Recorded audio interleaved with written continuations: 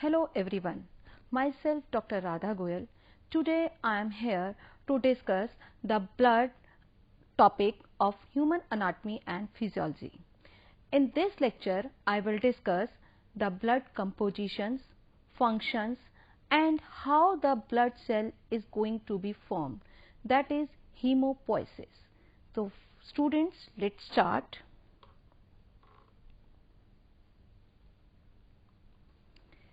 Blood. Blood is a connective tissue that consists of cell.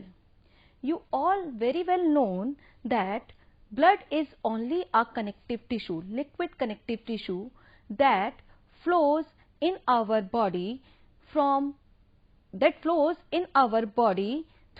your body and connects your whole body together. It provides means of communication between the cells of different parts of the body and the external environment. Only blood is the means of communication in your body. That means you can communicate your different parts of your body through the blood.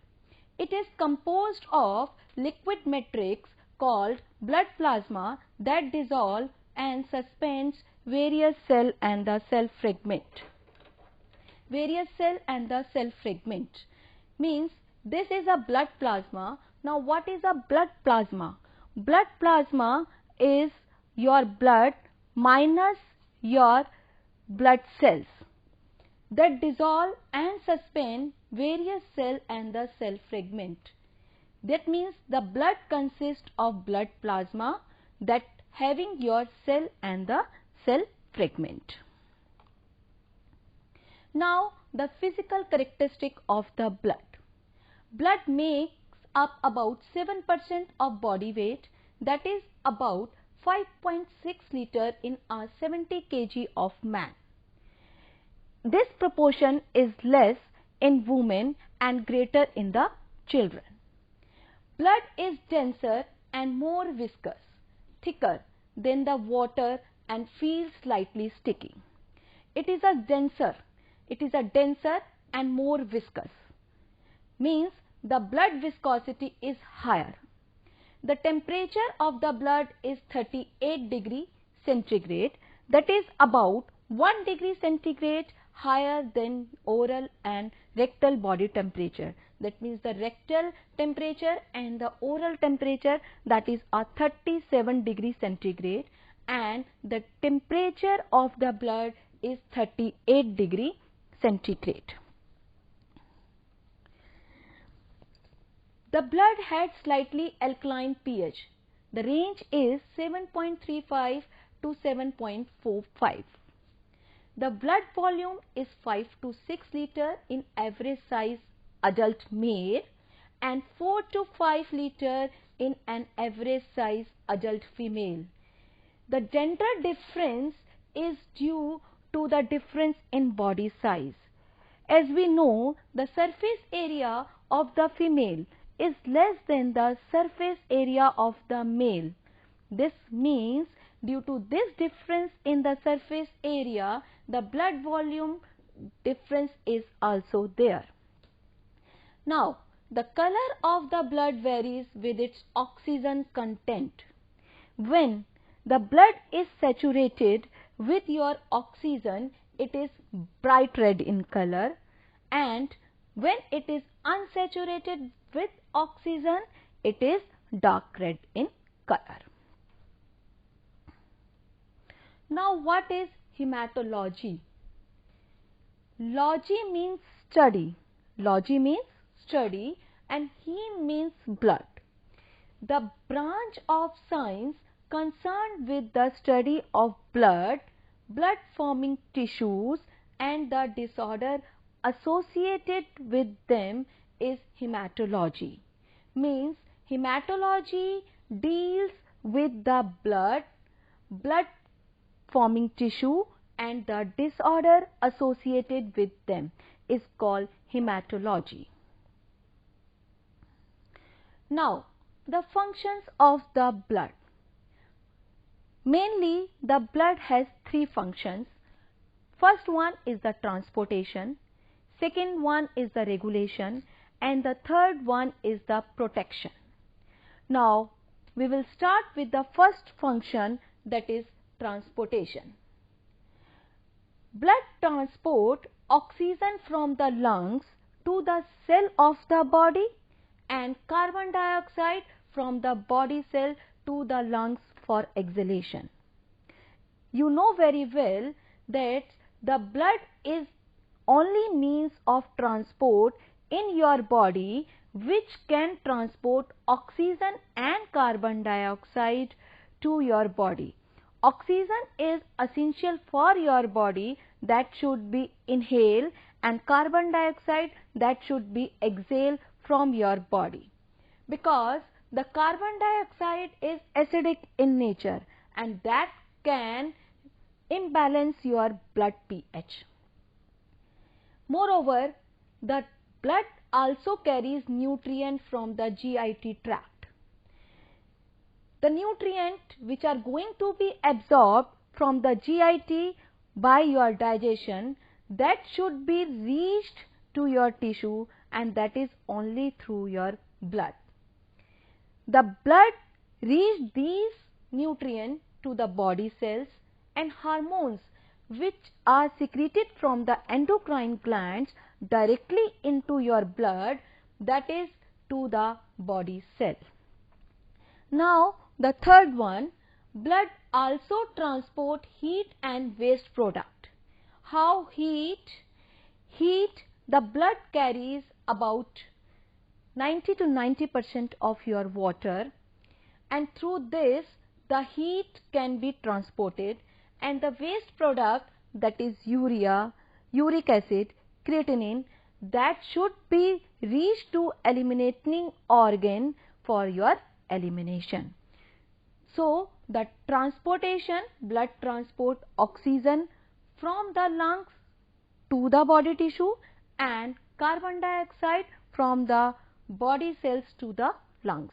It also carry the nutrients and it also transport the heat and the waste products. Now the next one is the regulation. Blood maintain homeostasis of all body fluids. Homeostasis means your balance between your internal environment as well as the external environment, or you can say the balance between your internal environment with the external environment. Blood also helps to regulate your pH. As I told you earlier that the carbon dioxide is present in your blood which is acidic in nature, and that can alter the blood pH. So blood helps to regulate the pH by eliminating or exhaling your carbon dioxide from your body. It also helps to adjust the body temperature through the heat absorbing and coolant property of the water in the blood plasma. As it contains the water, blood contains the water, or the blood plasma contains the water, it has heat absorbing and the coolant property, and it is variable rate of flow through the skin, whereas excess heat can be lost from blood to the environment. Through the skin, the excess heat can be lost from the blood to the environment through your sweating. Now next function, that is a protection. Blood can clot. Blood has the clotting factor which can clot your blood. When you have a excessive injury and excessive bleeding, the blood can clot after some time due to the presence of your clotting factor.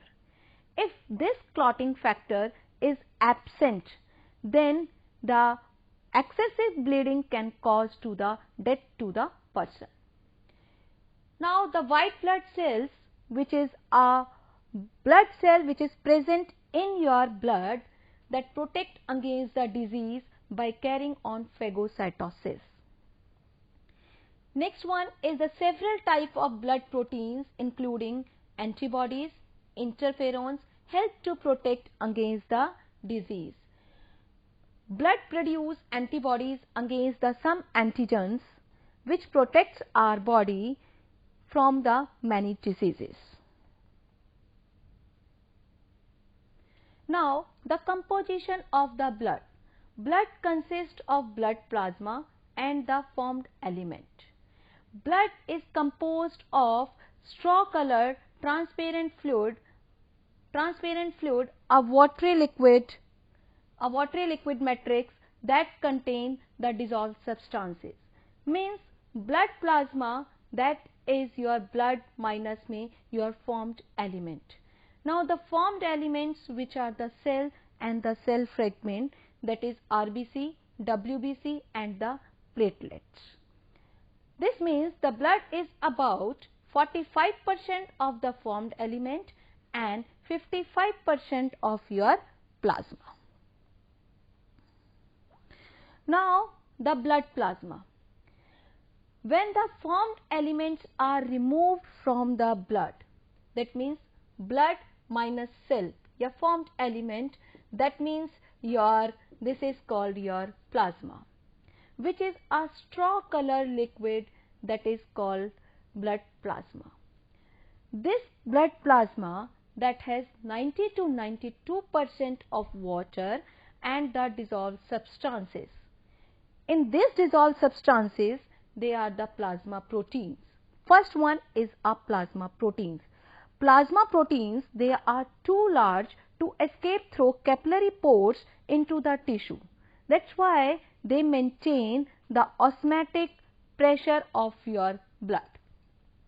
Now come to the second one, albumin, globulin, fibrinogen and the clotting factors. They are the some plasma proteins which are present in your blood.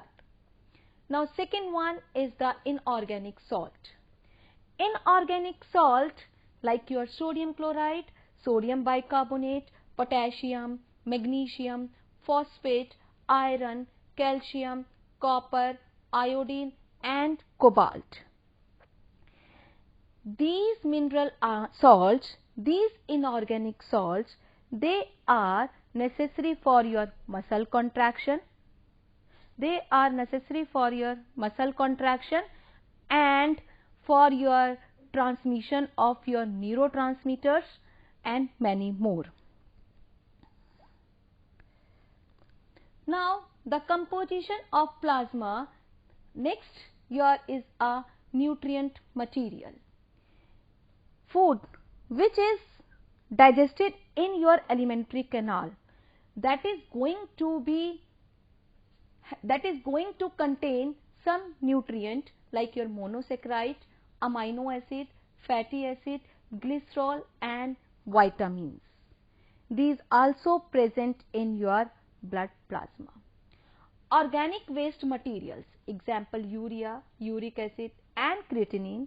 Hormones which is essential for your growth and development. Enzymes which catalyze the reactions, for example certain clotting factors, and the gases like oxygen, carbon dioxide and nitrogen. So this is your whole plasma compositions. First one, water, that is 91.5%. That consists of your liquid portion of your blood, and the main function is to absorb, transport and release the heat, as well as it is a solvent and suspending medium. Now next one is the plasma protein, which is 7% of your blood plasma. They are produced by the liver and they are responsible for osmotic pressure. As I told you that these plasma proteins, they are not able to escape through capillaries in the tissue. That's why they maintain the osmotic pressures. They also contribute to the blood viscosity. Blood viscosity is also essential, which is going to measure the body response to some disease, transport the hormones, fatty acid, calcium, and it also regulates the blood pH. first plasma protein is albumin, that is the smallest and most numerous plasma protein. It helps to maintain osmotic pressure, an important factor in exchange of fluid across blood capillary wall. Next plasma protein is the globulin. This is a large protein, and these plasma cells produce the immunoglobulin. Immunoglobulin helps attacks virus and bacteria, and alpha and beta globulin transport iron, lipid and fat soluble vitamins. Next plasma protein is fibrinogen. This is again a large protein and play essential role in the blood clotting. Now come to the other solutes. For example, it is these other solutes, they are about 1.5%. They are the electrolyte, nutrient, gases, regulatory substances and the waste product. Electrolytes, they are the inorganic salts, they are the positively charged as well as the negatively charged. Again, they help to maintain osmotic pressure and play essential roles in the cell functions. Cell functions like your contraction of your muscles, like your release of neurotransmitters. Nutrients, they are the product of digestions such as the amino acid, glucose, fatty acid, glycerol, vitamins and minerals, and they are essential in cell function, growth and development. Next one is the gases. Gases are the oxygen, carbon dioxide and the nitrogen. Oxygen and carbon dioxide, they can combine with your blood. But nitrogens, they are absorbed in the blood as the other gases and its function is unknown. Oxygen, that is important for many cellular functions, and carbon dioxide to maintain your blood pH. And nitrogen, they have the no known functions. Now come to the regulatory substances. These are enzyme, hormones and vitamins. Enzymes, they catalyze the reactions. Hormones, they regulate metabolism, growth and development. And the vitamins, they are the cofactor for enzymatic reactions. Now the waste products, urea, uric acid, creatine, creatinine, bilirubin and the ammonia. These waste products, they should be eliminated from your body, and they are the breakdown product of your protein metabolism, and they are reached to the organ of excretion only through your blood. Now come to the next part of your composition of your blood, that is a formed element. Blood consists of plasma and formed element. Now the second one is the formed element. There are basically three principal components in the formed element. They are the blood cells, red blood cells, white blood cells and the platelets. Out of which red blood cell, white blood cell, they are the whole cells, while the platelets, they are the cell fragment. The red blood cell, or you can say the erythrocytes, they transport oxygen from the lungs to the body cells and deliver carbon dioxide from the body cell to the lungs. Now the white blood cells, other name of white blood cells are the leukocytes. They protect the body from invading pathogens and other foreign substances. They protect us from many diseases. There are several types of WBCs. They are the neutrophils, basophils, eosinophils, monocytes and lymphocytes. Now come to the platelets. Platelets, they promote blood clotting when blood vessels are damaged. Now this is your summary of your blood composition. Blood consists of formed element and the plasma. 45% of the blood is made up of your formed element, while 55% of your blood is made up of your plasma. Formed element consists of platelets, red blood cell and white blood cell. 4.8% platelets is present in a formed element, while 5.1% is of red blood cell and only 0.1% is your white blood cell.